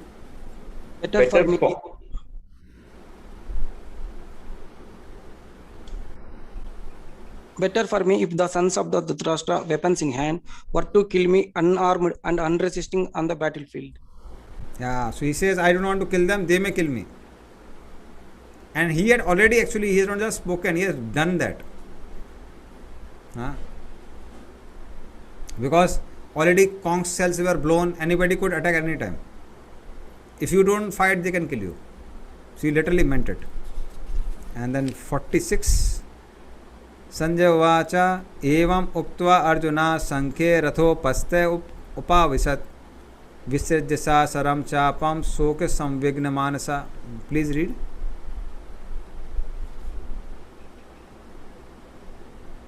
Sanjaya said, Arjuna, having thus spoken on the battlefield, cast aside his bow and arrow and sat down on the chariot, his mind overwhelmed with grief. So Ratho Paste, sitting on the chariot, Sankhe, among the so many warriors, that way they can kill him anytime. Arjuna gave up his weapons. That means he gave up his weapons. Okay, these people are surrounding me, they may kill me, but Krishna, I won't kill them. So this shows Arjuna was ready to not fight and ready to be killed. And now Prabhupada gives something which we don't take lesson from, but we take a Vaishnava lesson. Prabhupada writes that such a kind and soft-hearted person in the devotion service of Lord is fit for receiving self-knowledge. So he was so soft-hearted.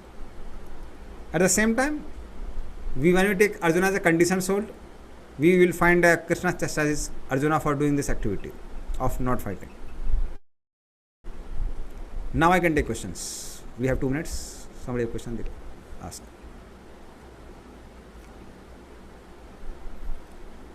Okay, Rakhi Mataji. Hare Krishna Prabhu, Dhanavad Pranam. Prabhuji, this Kumar Sampradaya, they worship whom? Sri Sampradaya, they worship Lakshmi. Brahma means we worship Krishna. Kumar Sampradaya. And this Mayavadis, do they come under any of the Sampradaya? The Mayavadis, or they are separate? They have Mayava Sampradaya. So they have Shankaracharya followers. So they follow Mayavad. And So, Rudra Sampradaya means they are Shiva followers. no. See, we are Brahma Sampradaya. Do we worship Brahma or do we worship Krishna? Krishna. Similarly, they also worship Krishna. These people are the Acharyas. When we say we are from Brahma Sampradaya, means we have received knowledge via Brahmaji. Krishna spoke to Brahma, Brahma spoke to Narada, Narada spoke to Vyas, Madhvacharya, and then it came down the line. Same thing is true with other Sampradaya also. Kumar Sampradaya. Lord Sankarshan, he gave knowledge to 4 Kumaras. 4 Kumaras gave it to, I think, Sankhyayan Muni, as far as I remember. Then it came to Parasar. So like that it was coming down the line. So Maitre Muni comes in the Kumar Sampradaya.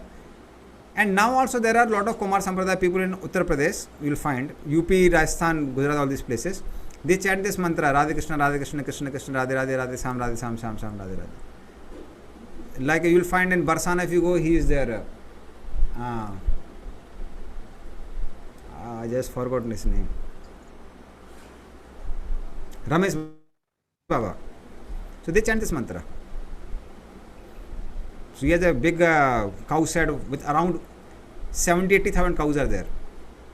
70,000-80,000. No, none of us such. And they have this big temple is there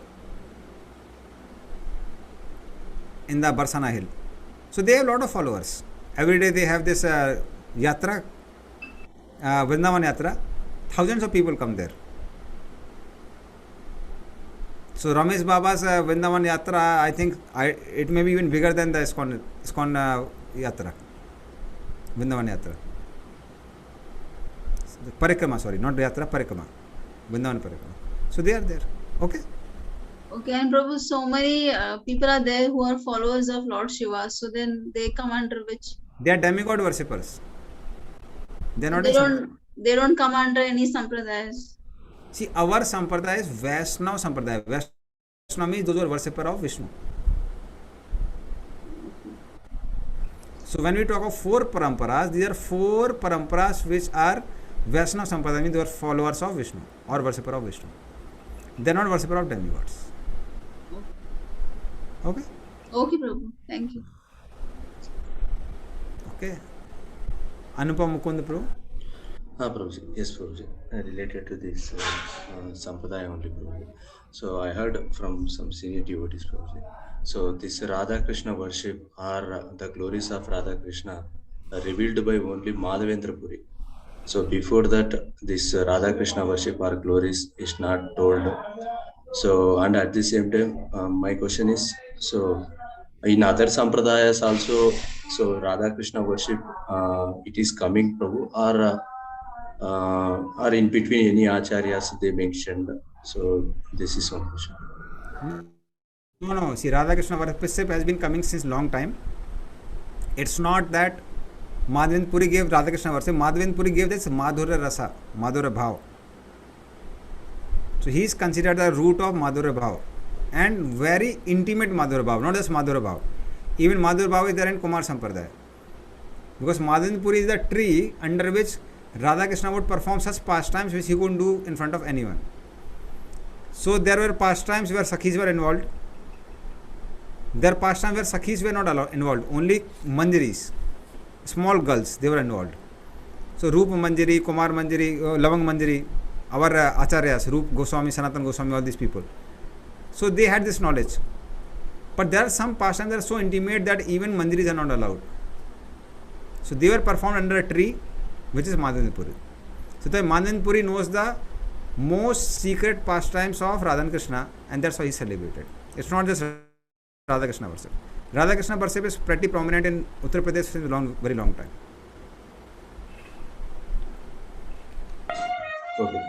And Nathdwara, yeah, Nathdwara is also Kumar Sampradaya.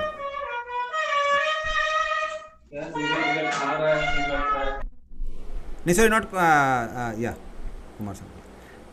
Yes, Manjunath. Hare Krishna Prabhuji, as different sampradayas are there, tilaks also there, different tilaks are there. I mean, is acharyas change this tilak or how should we understand that, Prabhuji? Generally, it is acharyas. There may be some special circumstances in which tilak may change. For example, in Samanand Sampradaya, they put a dot because Radharani personally came and put the dot in Samananda's head, forehead. So they are very special situations. Otherwise, generally the Sampradaya tilaks are, they continue. So they are very prominent acharyas. They may do something different in between, but in general it doesn't change. Okay, thank you. Okay, Prabhakar Prabhu. Hare Krishna Prabhu, Dhanavad Pranam. Prabhu, I have one question regarding Saranami. So, that is in our ISKCON temple cycle. In case if I could not talk that, kindly forgive me before that. Saranami also, just if you go and ask them, just they're telling, more money, like simple Saranami also, like 10 to 15,000. And, in temples also, if you want to buy any products also, there are, high cost compared to outside. So, how can we understand this? And yes, for the same product, you can get outside less price. I feel the same quality, but not sure. It's a managerial question. But when it comes to this performance of ceremonies, now temples may try to get profit by doing some ceremony, but actually speaking, what should be standard? I'll tell you what is standard, then it depends on temple. I don't know what about temple. Temples have to decide. But generally what happens is, what is the principle which we are following now in Calcutta very strictly, is that devotees take all the money for the ingredients. So they say either you collect the ingredients. If you want us to collect the ingredients for the ceremony, then you have to give the money. So that the whole thing on you. And devotees don't charge a single penny for that. Not a single money is there. Then after that, whatever dakshana you want to give, you give to the Brahmana. He won't ask from you. So that is the culture which we have in Calcutta. But if you don't give any dakshana, you will not get the benefit of the ceremony. So ideal thing should be that Grasta should be ready to give. Or a Yajman who is having the ceremony should be ready to give, and Brahmana should not ask. But then whatever is ingredients are there, ingredients traditionally were also collected by the Yajman only. Not that Brahmana will pay from his pocket and do the ceremony and just do like that. So that was not the culture. So generally Brahmanas, the Yajman should be ready to give anything which Brahmanas ask, and Brahmanas don't ask anything. So that's the ideal thing. Now different temples may be having different standards, but that is something which we are following here in Calcutta. So that's the whole thing. But we ourselves should not be very stingy. We should be ready to serve Krishna as much as possible. It may not be, there may not be very straight cut rule for everyone. But we have to understand, anyway we are not going to take money with us after death. So even if, let us say, temple is charging or anything, you are giving to Krishna, they are giving opportunity to serve Krishna. So ideal standard is Brahmanas don't ask, other people give. That's the ideal standard. Okay. So both in one of our temple, just I asked them. In one of our temple, I asked for house Saranami Prabhu. Just they said all the items and he told me so and so amount you have to give. At that time, just I felt supposed to give more money, but see, that's the same amount I have given to them. See, same thing is that is managerial issue. That depends on temple, that depends on temple authorities. And you can ask them this question directly. They may answer also. So, but in Calcutta, we are following the ideal standard. And also what we say, it depends on basically temple leaders. See, one thing we have to understand is, temples are not run for brahmacharis and sannyasis. Why? Because for brahmachari and sannyasi the expenditure is very less. Whatever money is required, because for eating and 2 pairs of dhoti kurta you do not need much money. So temples are meant for grastas, and money is given in temple for the purpose of preaching. Like if I am having this laptop here, I am giving you class. If there was no laptop, no mobile, fine, I would be chanting Hare Krishna and going back to Godhead. But just because I could had money, I could get a laptop and give classes. So what is brahmachari's consciousness? Krishna gives money, I'll preach. If not, I'll chant Hare Krishna and go back to Godhead. So all the temples, arrangements, preaching, expenditure, everything is just meant for grastas. It's not meant for brahmacharis. Like when deities are required, you can always go to some temple. Let us say I have to chant and I want to worship some deity. I can go to Vrindavan and some Goswami temple and chant Hare Krishna there and take some service there. Why I am in Calcutta or certain other devotees are there in Bangalore? For the purpose of maintaining grastas. So that's the actual reason. So grastas should understand this thing. Now whether they are charging money less, more, this, that's more of a temple issue, and grastas have full authority to go and ask. You can make a committee and go and ask the devotees. So rather than feeling bad or speaking here and there, best thing is to go and speak to the proper person. So whoever is your temple president, vice president, your forum in charge, go and ask him, and they can ask the authorities. Okay. Thank you, Hare Krishna. Okay, Amarish Pranpu gave information which I was searching for. That Dhaumarishi is the one who accompanied Pandavas. So he was the spiritual guide for Pandavas. Dhaumarishi. So he was like the person who was guiding them.